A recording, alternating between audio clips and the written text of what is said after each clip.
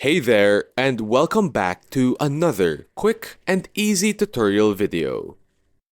For today's video, I'm going to show you how to enable the originally known as badge in Discord.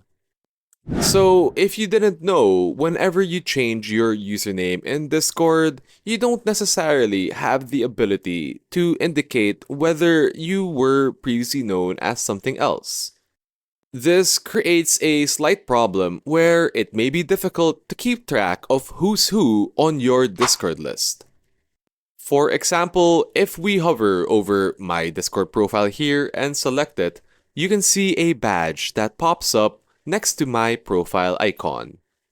By hovering over this badge, you can see the different usernames and profiles that my account was originally known as. This makes it so much easier for people to identify me and for even myself to know what my previous username or tag was. It's also quite the flex, since it's a badge and it looks cool whenever you see badges on someone's profile, right? Now, in order to activate this badge on your Discord profile, go ahead and go to Settings and select the Profile menu on the left-hand side. After accessing the profile settings underneath your user settings, you can scroll down and see the option that enables or disables Legacy Username Badge. This is all you have to enable in order to display your legacy username or originally known as badge on your Discord profile.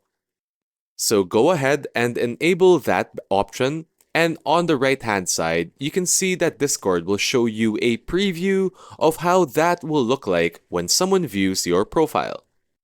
And that's really all there is to it. You now have a originally known as badge in Discord. Just note, however, that this only really works with older legacy Discord accounts. So, if you've made a Discord account in recent time, you may not have this feature. And that's really all there is to it. Thanks so much for watching, and we'll see you guys in the next one. Take care.